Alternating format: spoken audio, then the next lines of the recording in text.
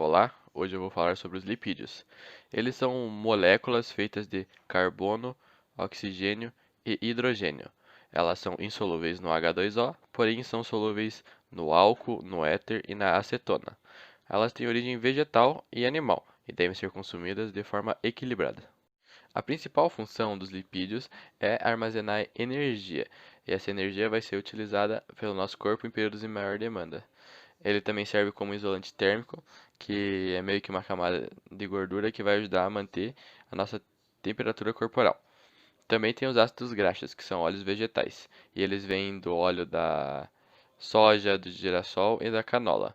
E ele é importante para a formação da membrana celular. E os lipídios também ajudam a absorver vitaminas, as vitaminas A, D, E e K. Geralmente essas vitaminas vêm dos óleos e eles não são produzidos pelo nosso corpo, por isso é importante ter eles na nossa alimentação.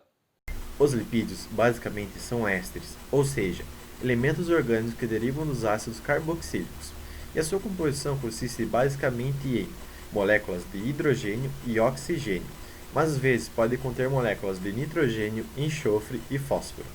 É importante salientar que todos os lipídios contêm pelo menos uma cadeia de hidrocarbonetos, que variam entre 4 a 36 carbonos em sua composição. E também ela pode ser uma cadeia insaturada ou saturada. E no final de cada cadeia encontra-se um ácido, que é chamado de ácido graxo, que são lipídios que derivam os óleos e as gorduras. Os lipídios apresentam quatro tipos de classificações, sendo elas os cerídicos, os fosfolípidos, os glicerídeos e os esteroides. Os cerídeos são lipídios mais simples, ou seja, podem ser encontrados em colmeias de abelha, na superfície de folhas e frutos. Ele é encontrado tão facilmente por conta que são produzidos pelos próprios animais e vegetais, e tem sua principal função a hipermeabilização e a proteção. E em sua estrutura contém longas cadeias de ácidos graxos, conectados a alcoóis. Os fosfolípidos são lipídios que são associados ao ácido fosfórico, ou seja, suas moléculas são anfipáticas. Sendo assim, uma região da molécula é hidrofílica e a outra é hidrofóbica.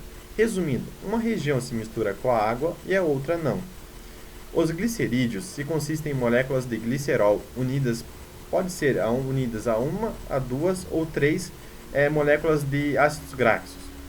Este tipo de lipídio pode ser encontrado em diversos alimentos, como por exemplo o leite, o ovo e o queijo, e normalmente é utilizado para a reserva de energia. Os esteroides se consistem em quatro anéis ligados a 17 átomos de carbono. Os exemplos mais comuns são os hormônios sexuais, o colesterol e a vitamina D. Para o nosso primeiro experimento, nós vamos utilizar um copo, uma colher, óleo e água. Por que a água e o óleo não se misturam? Na verdade, elas se misturam. O que acontece é que não dissolve a água como outros elementos. A gente deve lembrar que a água e o óleo são moléculas diferentes.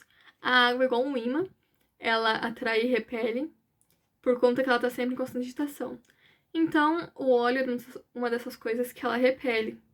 Sendo assim, não tem nada a ver com a densidade. O que acontece é que a polaridade dos dois é diferente. Então, polar com polar se mistura e a polar com a polar se misturam. O que acontece? A água é polar e o óleo apolar. Então, elas não vão se misturar. E isso acontece não por conta da densidade, porque se fosse pela densidade, isso ia acontecer com o álcool e com a água. Eles têm densidade diferente e isso eles se misturam. O que acontece é por conta da polaridade mesmo. Então, a gente pode ver que eles não se misturam por conta que a água está sempre em constante agitação. Então, o óleo, ele é meio que neutro. E é isso que acontece. Então, eles não se misturam por conta da polaridade. Através dessa prática, podemos concluir e visualizar alguns assuntos relacionados à área de química, como, por exemplo, a classificação de substâncias, a polarização e densidade de algumas substâncias. Nesse experimento, fica visível a diferença de densidade entre o óleo e a água quando estão dispostos no mesmo recipiente. O óleo, por apresentar uma densidade menor que a densidade da água, que é equivalente a cerca de 700 a 950 kg por metro cúbico, enquanto a água apresenta uma densidade média equivalente a 1000 kg por metro cúbico.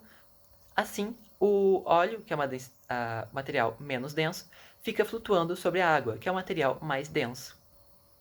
Esse experimento pode ser utilizado em diferentes segmentos, como na educação, no qual ele pode ser utilizado com o intuito de melhorar o ensino e a compreensão do estudo da densidade. Ele também pode ser utilizado em diversos outros segmentos, alguns inclusive industriais, no qual o experimento é utilizado como um método barato e simples para analisar a densidade dos óleos e lubrificantes presentes no maquinário, como uma forma de análise de manutenção preventiva. Pois, caso o óleo apresente uma densidade maior do que a da água, significa que ele precisa ser substituído, visto que o fluido apresenta uma maior viscosidade e também pode conter partículas de outras substâncias, fazendo assim com que o desempenho da máquina seja reduzido. O experimento também pode ser aplicado nos laboratórios de química, com o intuito de facilitar e tornar mais claro e prático para os alunos o funcionamento e a diferença entre a polarização de duas substâncias. Além disso, ele também pode ser utilizado nas aulas sobre a classificação das misturas, pois ele apresenta de forma clara e visível uma substância bifásica, que pode ser utilizada como exemplificação, permitindo assim o acesso e a compreensão plena desses conteúdos por parte dos educandos.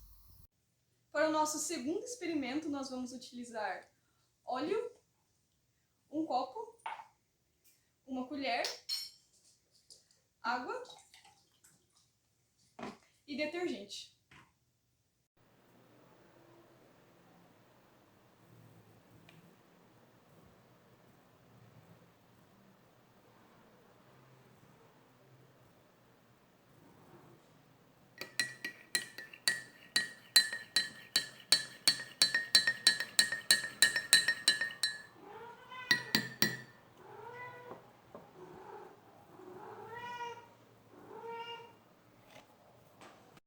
Com a água e o óleo no copo, vou adicionar o detergente e mexer a mistura. Ao mexer, pode-se observar que a água e o óleo, mesmo sendo substâncias com polos distintos, se misturam. Isso acontece devido à composição do detergente e sua fórmula, que é metade polar e metade apolar, o que significa dizer que ele será capaz de interagir com ambas as substâncias, as misturando. Essa reação é chamada de emulsificação, que corresponde à distribuição uniforme de moléculas de dois líquidos que não se misturam. A prática de nosso segundo experimento facilita o entendimento sobre o funcionamento do detergente e da interação entre a água e a gordura. Com a explicação e visualização desse experimento, conseguimos perceber de forma mais ampla o funcionamento do detergente, que atua como um produto que auxilia na quebra e retirada das moléculas de gordura que se fixam às superfícies, mais comumente nos utensílios de cozinha, como pratos, talheres e panelas. Pois, como sabemos, a água sozinha não consegue realizar toda a limpeza e retirada da gordura das superfícies, por conta de diversos motivos, como a sua grande tensão superficial e a diferença da polaridade das duas substâncias. Para reduzir esses problemas, nós utilizamos detergente e sabão, que nos auxiliam reduzindo a tensão superficial da água, por se tratarem de agentes tensoativos, e também por apresentarem as duas polaridades, colaborando assim para que haja uma interação entre as duas substâncias. Com esse experimento, também é possível compreender mais facilmente o funcionamento da bile em nosso organismo, que é um suco gástrico produzido no fígado, que auxilia na digestão de alimentos gordurosos. Ele atua na emulsificação de lipídios, ou seja, na quebra das macromoléculas lipídicas, tornando-as micromoléculas, fazendo assim com que elas fiquem suspensas em nosso organismo.